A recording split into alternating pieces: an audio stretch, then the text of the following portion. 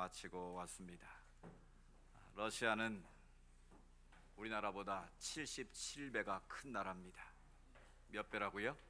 77배가 아니고 77배나 되는 큰 나라입니다. 그 가운데 제가 다녀온 것은 바로 이 상트페테르부르크라는 곳인데, 원래 400여 년 전에 페트로라는 대제가 의해서 세운 제정 러시아 시대의 도시였습니다. 그래서 제정 러시아의 수도였고요. 이 페트로라는 말은 원래 성 베드로 사도를 의미합니다. 그래서 베드로의 도시라고 말하기도 했습니다.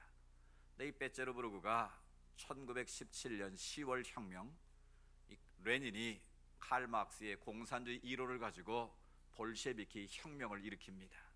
그 장소가 바로 제정 러시아 마지막 황제였던 니콜라이 2세가 있던 바로 그곳입니다.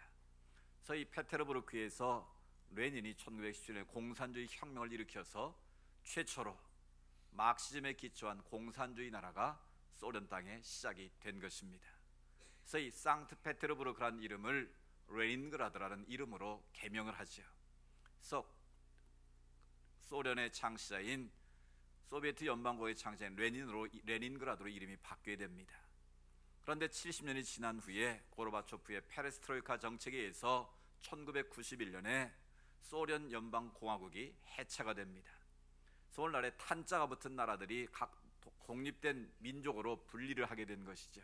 그래서 카자흐스탄, 우즈베키스탄, 키르기스탄 여러 나라들의 중앙아시아의 나라들로 나눠지게 된 것입니다. 이제 그 당시에 우리나라의 많은 선교사들이 러시아 선교를 위해서 또 중앙아시아 무슬림 선교를 위해서 많이 들어가게 됐습니다. 그래서 이제 많은 사들이 공산주의 혁명이 일어났던 그 땅에 예수 복음의 혁명을 한번 일으켜보자. 그래서 많은 선교사들이 들어가서 수고의 땀을 흘리며 하나님의 선교를 감당하는 가운데 있습니다. 저희 교회에서는 최광순 선교사님을 후원하고 있는데요, 이분은 우즈베키스탄에서 7년을 사역을 했는데 교회를 세우고 하나님의 선교를 잘했습니다. 그런데 우즈벡 정부에서 추방을 당해서 모든 선교의 터전을 잃어버리고 다시 페테르부르크로 옮겨와서 지금 13년째 하나님의 선교를 감당하고 있습니다. 이 미르라는 선교 단체를 만들어서 6분의 선교사님들이 협력 사역을 하고 있는데요, 신학교를 세워서 그 신학교에서 러시아 사람들을, 고려 사람들을 훈련을 시켜서 목회자로 세우고 그들이 하나님의 교회를 세워가도록 하는 신학교 사역을 하고 있고, 또 고려인들을 중심으로 해서 고려인 교회를 통해서 하나님의 교회를 세워가고 있습니다. 또 최양성 교사님은 개인적으로 또 사랑교회라는 이 고려인 교회를 세워서 고려인들에게 열심히 복음을 전하는 모습을 볼 수가 있었습니다. 근데 제가 이번에 선교를 통해서 깨닫게 된 것은 그 땅에 살고 있는 고려인들의 아픔과 눈물이었습니다. 이 고려인들이 어떻게 해서 그 머나먼 중앙아시아, 러시아의 가장 서쪽 끝에까지 가서 살게 되었는가라는 것이죠. 역사적으로 살펴보면 1836년에 63년에 지금부터 약 150여 년 전입니다. 이 함경도에 살던 6가구가 러시아 연해주로 이주를 하게 됩니다. 농사를 짓기 위해서죠. 그 당시 소련 정부에서 공식적으로 여권을 받고 그 땅에 살기 시작을 했습니다. 그들이 열심히 농사를 짓고 삶의 터전을 일궈가고 있었는데, 그 당시 역사적으로 이제 후에 일제 강점기가 오지 않습니까? 그래서 일본에 의해서 우리나라가 강제 병합이 되어지고 일제 식민지하로 들어가게 됩니다. 그런 가운데 러시아와 일본이 전쟁을 벌이게 되죠. 러일 전쟁이 발생한 것이죠. 근데 레닌의 뒤를 이어 스탈린이 이제 최고의 통치자가 됐는데, 과연 우리 땅에 와서 살고 있는 저 고려 사람들이 정체가 뭐냐는 것이죠. 이 전쟁 중이다 보니까 또 일본 식민지 상황이다 보니까 저 고려 사람들은 일본의 첩자들이다, 일본의 스파이들이다. 그래서 누명을 씌워가지고 그 당시에 7,500명을 총살을 시킵니다. 그리고 2,500명의 사람들을 무참하게 어떻게 죽였는지 행방불명자로 만들어버렸습니다. 그리고 그것도 부족해 보였던지 스탈린이 강제 이주 정책을 시작합니다. 그래서 연해주 쪽에 살고 있는 고려 사람들을 그 추운 겨울에 기차에 태워서 약 20만 명을 오늘날의 이 중앙아시아, 우즈베키스탄, 카자흐스탄 쪽으로 강제 이주를 시킨 것이죠. 그 이동하는 과정에서 무려 2만 5천 명의 고려 사람들이 얼어서 죽었다고 합니다. 그들이 그 땅에 도착했을 때는 40도, 50도가 내려가는 그런 추위였고 거처도 없고 토구를 파고 겨울을 넘긴 후에 그들이 그 다음부터 땅을 개간해서 그 농사를 짓기 시작했다는 거예요. 그래서 그 우즈벡이나 그쪽에 살고 있던 사람들이 그 고려 사람들을 보고 저 사람들은 바위 위에서도 곡식을 재배할 수 있는 사람들이다. 그래서 일명 그것을 까레이스키. 그래서 중앙아시아에 살고 있는 이 고려 사람들을 러시아로 까레이스키라고 부르게 된 것이라고 합니다. 그래서 그 땅에 거주하고 있는 까레이스키들은 결국 우리나라를 떠나서 연해주 쪽에 살다가 강제 이주를 당하고 정말 머나먼 그곳에서 정말 핍박과 모진 학대를 받으면서 그렇게 인생을 살아왔다라는 것입니다. 그들이 열심히 일을 하고 학교를 세우고 고려인이란 정체성을 잃지 않고 열심히 살았습니다. 그래서 빅토르 차와 같은 그 소련 당시에 훌륭한 그런 인물도 배출했고 고려인으로의 긍지를 가지고 그들은 잘 살고 있었습니다. 그런데 이 소련이 해체되면서 나라가 각각 분할이 됐습니다. 그런 과정에서 이 고려인들은 굉장한 어려움을 겪게 됐습니다. 현재 이 상트페테르부르크에 있는 고려인들이 많이 있는데요, 이분들은 이제 러시아 사람이 아니고 우즈베키스탄 사람이 돼버리는 바람에 3개월 비자를 받아서 들어와야 되고 3개월 동안 일하면 쫓겨나게 되는데 다시 들어오려면 3개월을 기다렸다가 와야 됩니다. 그러니까 임시로 거주할 수밖에 없는 그런 유랑인의 신세가 다시 되고 말았다라는 거예요. 그래서 그들 가운데 우리나라로 들어온 사람들이 우즈베키스탄 사람들만 해도 14만 명이 우리나라에 들어와서 살고 있습니다. 이 고려 사람들이 중앙아시아에 강제로 쫓겨났는데 러시아가 다시 소련이 해체, 오갈 곳이 없는 그런 불쌍한 인생들이 다시 되고 말았다라는 것이죠. 바로 그들을 위해서, 삶의 터전을 다시 잃어버린 까레이스키들을 위해서 우리 선교사들이 들어가서 그들을 위해서 복음을 전하고 하늘의 소망을 선포하고 그들과 함께 다시 한번 하나님 나라를 세우기 위해서 노력한 모습들을 볼 수가 있었습니다. 저는 이 까레이스키들의 삶의 모습을 보면서 또 그들과 함께 새벽 기도를 하고 금요 기도회를 하고 주일 예배를 드리고 또 신학교에서 그들을 만나서 강의를 하면서 느낀 것은 바로 그것이었습니다.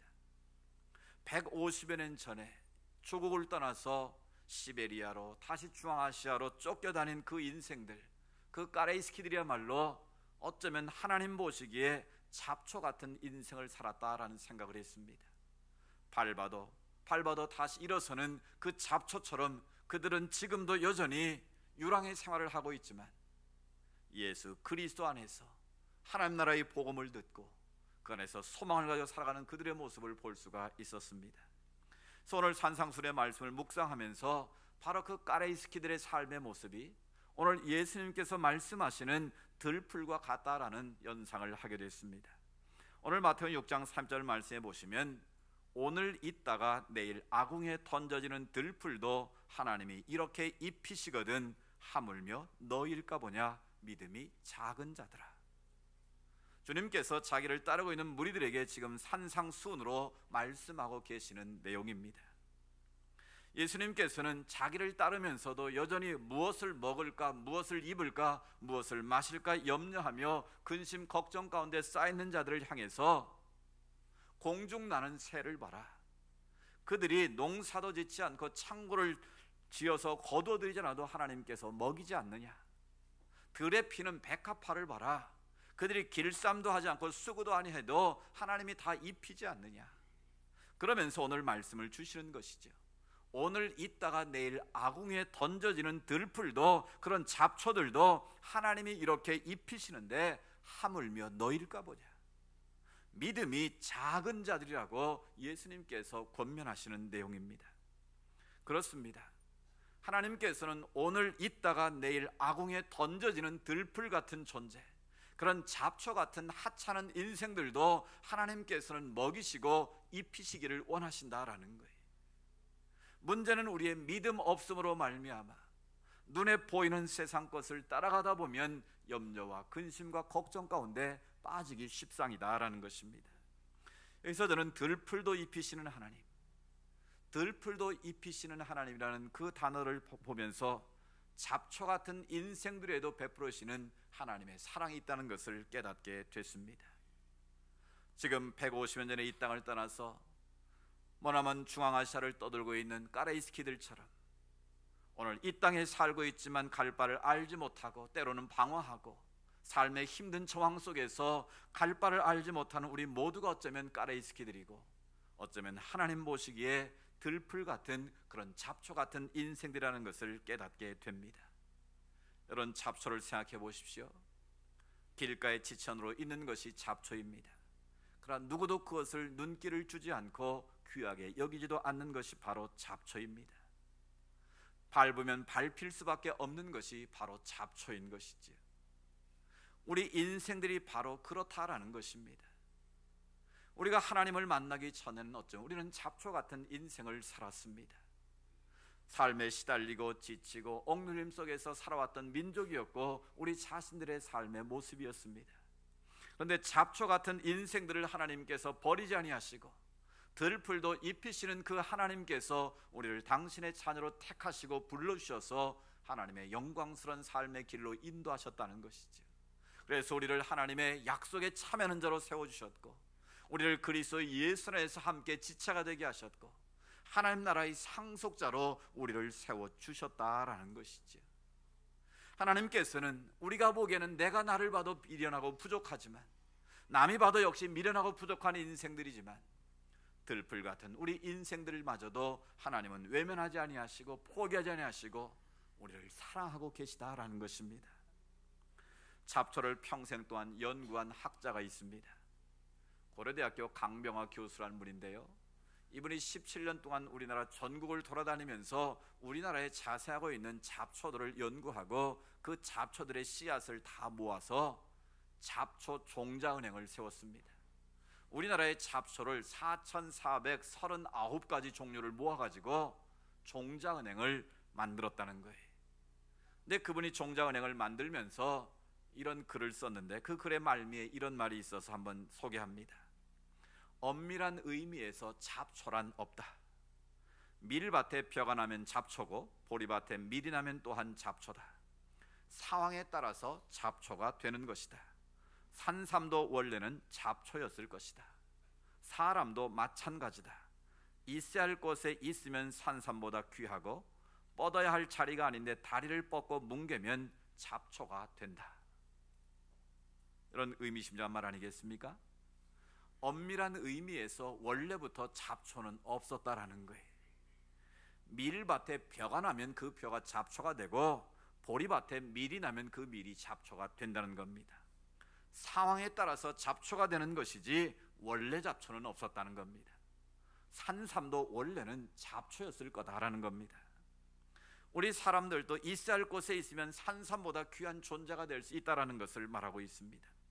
그 말은 세상에 존재하는 모든 것은 아무리 하찮아 보이고 별 볼 일 없어 보여도 하나님께서 만드신 이유가 있고 존재의 가치가 있다라는 것입니다. 따라서 하나님께서 우리 각 사람을 지으시고 이 땅에 보내셔서 우리를 통해서 비록 들풀 같은 잡초 같은 인생이지만 우리 가운데 하나님께서는 은혜를 베푸시기를 원하신다라는 것입니다. 이런 그 잡초도 누구의 손에 들려지느냐, 누구에게 발견되냐에 따라서 너무나 귀한 것으로 변화될 수 있다는 것을 우리는 깨닫습니다. 산삼이라도 잡초가 될 수 있는 가능성이 있고 잡초라도 산삼처럼 귀하게 될 수도 있다는 것이죠. 그래서 우리말에 제방을 지키는 것은 잡초다라는 말이 있습니다. 엄청난 양의 물을 가두는 제방이 바로 잡초가 있으므로 무너지지 않는다는 거예요. 짐승들에서 뜯기고 밟히는 그 들풀들이지만 잡초들이지만 그 잡초가 뿌리를 내리고 인해서 그 제방을 든든하게 보호할 수가 있다라는 것이죠.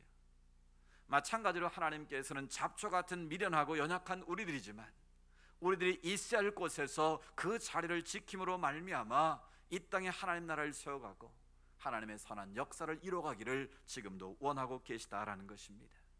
중요한 것은 아무리 보잘것없어도 아무리 미련하고 부족해도 누구의 손에 붙들려 있느냐, 누구에게 발견되느냐가 중요하다는 것입니다.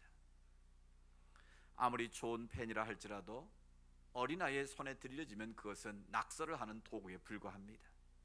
그러나 작가의 손에 들려지면 그 펜은 아름다운 작품을 만들어내게 되는 것이죠. 우리들이 잡초같이 부족하지만 전능하신 하나님의 능력의 손에 붙들리기만 하면 미련하고 연약한 우리를 통해서도 하나님은 큰 역사를 이루어가실 것을 우리는 기대하고 믿습니다. 바로 그 주인공이 모세입니다.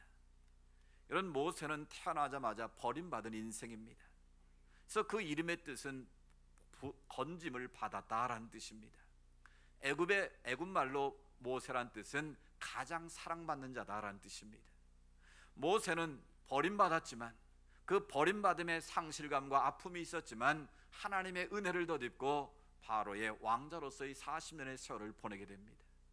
이 40년 동안 모세는 내 힘과 내 능력으로 뭐든지 할 수 있다고 교만에 빠져있던 그런 시간입니다. 근데 어느 날 그가 히브리인으로서 동족들이 애굽 사람에 의해서 학대받는 모습을 보게 됐죠. 울분에 찬 모세가 그를 쳐서 죽이게 됩니다. 그래서 하루아침에 애굽에서 가장 사랑받던 자였던 모세가 도망자의 신세가 되고 다시 40년 동안을 모래바람 부는 광야에서 목동으로서의 삶을 살게 되지요. 그 40년은 철저하게 하나님께서 애굽의 40년의 그 교만의 물을 빼내시는 그런 훈련과 낮추심의 과정입니다. 그리고 80년이 지난 해에 하나님께서 모세를 다시 부르십니다. 모세야, 모세야, 네가 애굽에서 학대받는 이 민족을 이끌어서 하나님의 약속의 땅 가나안으로 인도해가라. 그때 모세는 변명하기 시작합니다. 모세는 자의식이 약한 사람입니다. 버림받았다는 마음에 아픔이 있고 상처가 있는 사람입니다. 그래서 그는 늘 자신감이 없었던 것이죠. 특별히 40년 모래바람 부는 광야의 훈련을 받으면서 그는 낮아질 대로 낮아진 상태입니다. 내가 누구간데 그들에게 갈 수 있겠습니까? 그 사람들이 누가 너를 보내냐고 하면 내가 뭐라고 말하겠습니까? 그때 하나님께서 나는 스스로 있는 자니라, 여호와가 너를 보냈다고 말하라고 합니다. 그건 전능하신 하나님이 너희들을 위해서 나를 보냈다고 말하는 거죠. 그런데 모세는 계속해서 나는 할 수 없다고, 나는 말도 못하고 능력도 없고 재주도 없다고 말합니다. 계속해서 하나님께서 이적을 보이시면서 모세를 부르십니다. 마지막에 기적을 베푸시는데 모세의 손에 있는 지팡이를 던지라고 말씀하십니다. 던졌더니 뭐가 됐습니까? 뱀이 됐습니다. 그런데 하나님께서 다시 그 뱀의 꼬리를 잡으라고 말씀합니다. 그럼 뱀의 꼬리를 잡으면 어떻게 됩니까? 그건 10중 8구 물리게 되어 있습니다. 근데 하나님께서는 모세에게 잡으라는 것입니다. 모세가 믿음으로 잡았을 때 뱀이 다시 지팡이로 바뀌게 됩니다. 그때 하나님께서 말씀하십니다. 모세야, 내 손에 있는 것이 무엇이냐? 지팡이입니다. 모세가 생각할 때는 자기 손에 있는 지팡이는 양이나 몰고 다니는 길가에 얼마든지 구할 수 있는 1m밖에 안 되는 작은 막대기에 불과했습니다. 그런데 하나님께서는 네가 지금 잡고 있는 막대기는 양이나 무는 막대기가 아니라는 것입니다. 그 지팡이가 나의 손에 들려지게 되면 놀라운 능력이 나타날 것이라는 것을 보여준 사건입니다. 그래서 모세의 손에 들었던 지팡이가 다시 하나님의 능력의 손으로 들려지게 되었을 때에 그 지팡이는 홍해를 가르는 기적을 행한 줄로 믿습니다. 광해전 가운데 반석에서 그 지팡이를 내리치면 생수가 솟아오르는 놀라운 역사가 임한 줄로 믿습니다. 그렇습니다. 어쩌 우리는 막대와 같은 인생들입니다. 보잘것없는 인생들일 수 있습니다. 얼마든지 원하면 줄 수 있는 그런 막대기 같은 인생인지도 모릅니다. 그런 부족한 내가 전능하신 하나님의 능력의 손에 붙들리기만 하면, 하나님의 손에 붙잡히기만 하면 우리는 아름다운 역사를 이루는 믿음의 사람들이 될 줄로 믿습니다. 중요한 것은 비록 보잘것없고 하찮은 것이라 할지라도 누구의 손에 붙들리느냐가, 누구의 손에서 쓰임받느냐가 얼마나 중요한 것인가를 깨닫습니다. 우리 모두 하나님의 손에 붙들림 받을 수 있기를 축복합니다. 우리가 비록 잡초 같은 인생, 막대 같은 인생이지만 전능하신 하나님의 손에 붙들리기만 하면 그 하나님의 능력을 통해서 하나님의 선한 역사를 이루는 하나님의 사람들이 될 줄로 믿습니다. 최근에 노벨상 수상자들이 발표가 되고 있습니다. 중국 최초로 노벨 의학상을 받은 사람이 나왔는데요, 바로 투유유라는 85세 된 여성 의학자입니다. 중국 전통의학을 연구했는데요, 이분은 평생 동안 이 잡초를 연구한 사람이에요. 약초를 연구한 사람인데 그 가운데 개똥쑥이라는 것을 평생 연구한 분입니다. 길거리에 가면 얼마든지 개똥쑥을 우리가 볼 수 있습니다. 원래 그 풀을 잎을 비비면 개똥 냄새가 나서 개똥쑥이라고 그렇게 부른답니다. 이 개똥쑥을 평생을 연구해서 이분은 이 아르테미니신이라는 이 말라리아 퇴치약을 발견한 거예요. 그래서 그분이 발견한 약을 통해서 수많은 이 말라리아로 죽어가는 사람들을 위해서 공헌했다. 그래서 이번에 중국 최초로 여성 의학상을, 노벨 의학상을 받게 됐다라는 겁니다. 저는 이 기사를 보면서 생각을 했습니다. 길가에 널려 있는 개똥쑥이라 할지라도 한 의학자의 손에 들려지게 되면 그것이 바로 죽어가는 많은 사람들을 살려낼 수도 있고 한 나라를 빛내는 노벨 의학상을 받을 수 있는 귀한 작품으로도 거듭날 수 있다라는 것입니다. 비록 개똥쑥과 같은 그런 인생들일지라도 하나님께서 은혜를 베푸시면 그런 위대한 작품으로 다시 거듭날 수 있다라는 것이지요. 우리는 바울의 귀한 고백을 듣습니다. 예수를 만나기 이전에 그의 삶은 어쩌면 잘 나가는 인생이었습니다. 그런데 예수를 만나고 난 이후에 큰 자였던 사울이 작은 자 바울로 바뀌어지게 됩니다. 그의 육체의 가시가 그를 찌를 때마다 하나님 앞에 그걸 뽑아달라고 기도했지만 하나님은 내 은혜가 내게 족하다고 말씀하십니다. 그때 바울이 깨달은 것은 그것이었습니다. 아, 내가 약할 그때가 강해지는 것이구나. 그 약함 속에 하나님의 능력이 머무는 것이구나. 그래서 오히려 그는 약함을 자랑했고 그 약함을 감사했습니다. 자기 자신을 이제는 하나님 앞에 예수를 만나기 이전에 잘 나가던 사울이 아니라 이제는 누구보다도 가장 작고 잡초 같은 인생으로 스스로를 여기고 하나님 앞에 그렇게 살았다라는 겁니다. 그래서 나의 나된 것은 하나님의 은혜임을 고백하고 하나님 앞에 가장 낮은 자로 잡초 같은 인생으로 바울은 자신의 삶을 살아갑니다. 그런 자신의 인생을 고린도전서 15장 9절 10절에서 이렇게 고백하고 있습니다. 우리 같이 한번 우리 믿음의 고백으로 읽어보기를 원합니다. 시작. 나는 사도 중에 가장 작은 자라 사도라 칭함받기를 감당하지 못할 자니라. 그러나 내가 나된 것은 하나님의 은혜로 된 것이니 내게 주신 그의 은혜가 헛되지 아니하며 내가 모든 사도보다 더 많이 수고하였으나 내가 한 것이 아니요 오직 나와 함께 하신 하나님의 은혜로다. 아멘.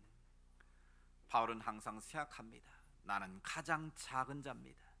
나는 하나님을 믿는 자들을 박해했던 자입니다. 나는 감히 하나님 앞에 사도로 칭함받을 수조차 없는 사람입니다. 그런데 내가 이렇게 하나님의 사도가 된 것은 다 하나님의 은혜입니다. 바울은 언제나 하나님의 은혜를 잊지 않고 살았습니다. 내가 더 많이 수고했지만 내가 한 것이 아니요 그것까지도 다 하나님의 은혜라고 그는 고백하고 있는 것이죠.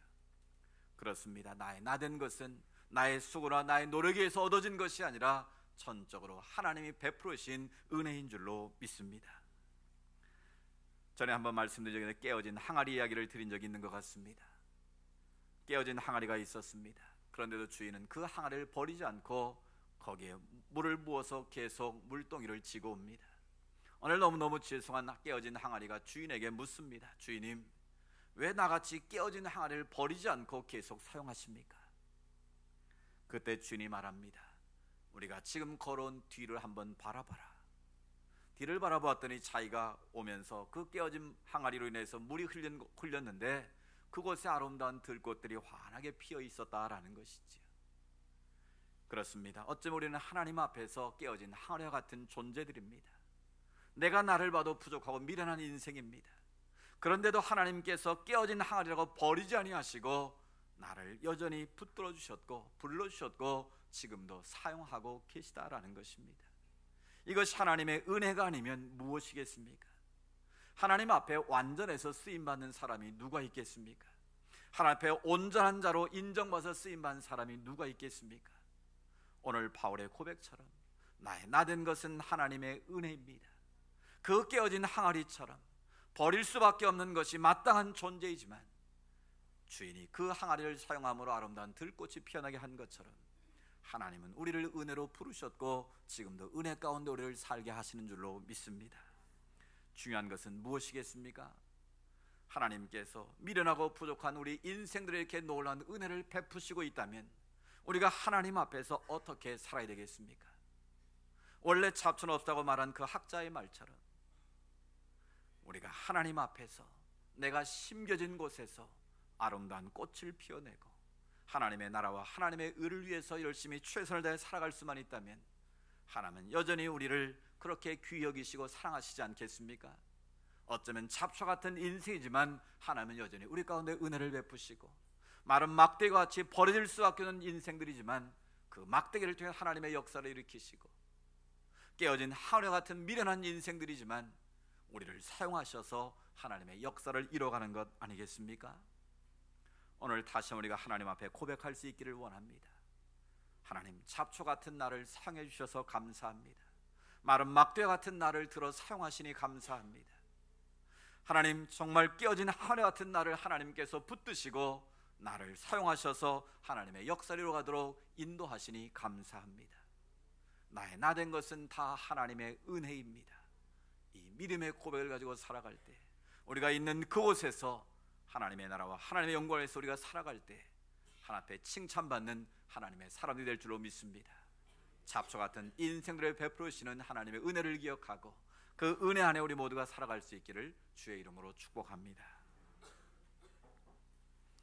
우리 같이 한번 조용히 기도드리기를 원합니다. 주님, 그렇습니다. 우리는 하나님 앞에서 잡초 같은 인생들입니다. 마른 막대 같은 존재들입니다. 어쩌면 깨어진 하늘 같은 존재들입니다. 그런데 하나님이 버리지 아니하시고 우리를 보배롭고 존귀 여기고 사랑해 주셔서 우리를 이곳에 불러주신 것 감사합니다. 나의 나 된 것은 다 하나님의 은혜입니다. 이 하나님의 은혜를 망각하지 않게 하시고 하나님의 은혜 안에서 있는 곳에서 아름답게 귀하게 쓰임받을 수 있도록 하나님 도와주십시오. 우리 같이 한번 기도하기를 원합니다. 오 자비로우신 아버지 하나님, 감사합니다. 우리가 무엇이간데 이토록 사랑하셔서 하나님의 자녀로 삼아주시고 우리 이렇게 하나님 앞에 보배롭고 존귀한 자로 세워주셨는지요. 우리는 누가 보기에도 잡초와 같은 인생들입니다. 보잘것없고 밟힐 수밖에 없는 인생들입니다. 버려진 막대 같은 존재들입니다. 깨어진 하늘 같은 인생들입니다. 그런데도 하나님께서 우리를 버리지 아니하시고 이렇게 사용하시니 감사합니다. 우리 모두가 하나님 앞에 부름받은 자들로서 다시 한번 주님 앞에 겸손히 머리를 숙이게 하시고 우리의 약함과 부족과 모든 허물을 주님 앞에 내려놓고 다시 한번 있는 곳에서 심겨진 곳에 꽃을 피울 수 있기를 원합니다.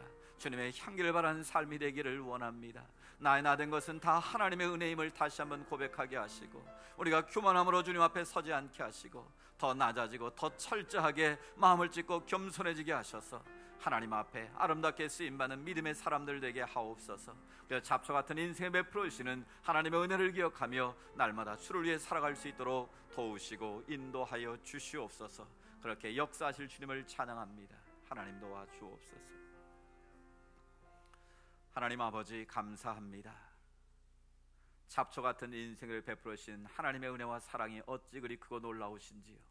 우리는 버려진 막대 같은 존재입니다. 우리는 깨어진 하늘 같은 모습입니다. 그럼에도 주님은 우리를 버리지 아니하시고 외면하지 아니하시고 이렇게 부르셔서 우리를 하나님의 도구로 사용해 주시니 감사합니다. 바울의 고백처럼 나의 나 된 것은 다 하나님의 은혜입니다. 이 믿음의 고백을 가지고 주님 앞에 엎드리게 하시고 더 겸손해지게 하시고 우리의 마음을 찢고 주님께로 돌이키게 하셔서 심겨진 곳에서 아름다운 꽃을 피워내는 하나님의 사람들이 다 되게 하여 주시옵소서. 그리고 잡초 같은 인생을 부르시는 하나님의 은혜를 기억하고 하나님 앞에서 아름답게 쓰임받을 수 있는 하나님의 사람들 다 되게 하여 주시옵소서. 예수님의 이름으로 기도드리옵나이다. 아멘. 주신 말씀 생각하면서 나의 나 된 것은 하나님의 은혜입니다. 믿음의 고백으로 찬양드리기를 원합니다.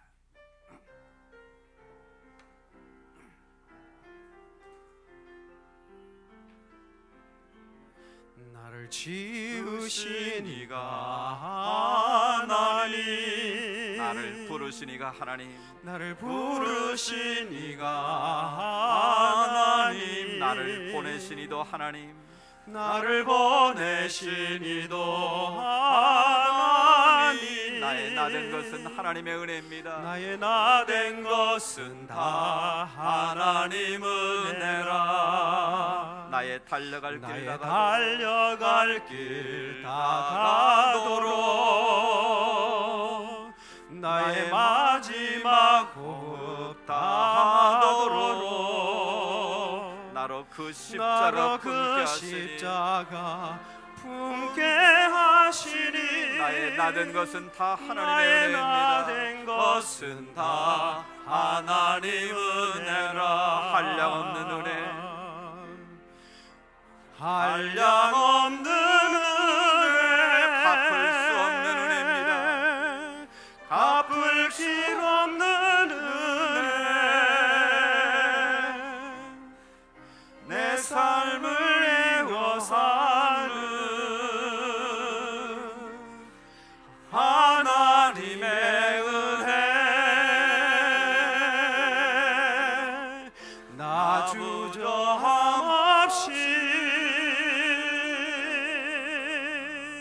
그 땅을 밟음도 나를 붙드시는 하나님의 은혜. 우리 다 같이 일어서 찬양드리기를 원합니다. 한량없는 은혜, 한량없는 은혜, 갚을 길 없는 은혜, 내 삶을 애워 사는 하나님의 은혜. 나 주저함 없이 그 땅을 밟음도 나를 붙드시는 하나님의 은혜. 나를 붙드시는 하나님의 은혜, 나를 붙드시는 하나님의 은혜. 아멘. 우리의 산 소망이 되시는 예수 그리스도의 은혜와 하나님 아버지의 크고 놀라우신 사랑하심과 성령님의 위로하시고 교제하시고 우리를 인도하심의 역사가 잡초 같은 인생들의 베풀으시는 하나님의 은혜를 기억하며 있는 곳에서 꽃을 피우며 하나님의 영원한 삶을 살겠습니다 고백하며 세상에 나아가는 주의 백성들 머리머리 위에 하나님께 올려드리는 모든 믿음의 소원들 위에 이제로부터 영원토록 함께 하시기를 간절히 축원하옵나이다. 아멘.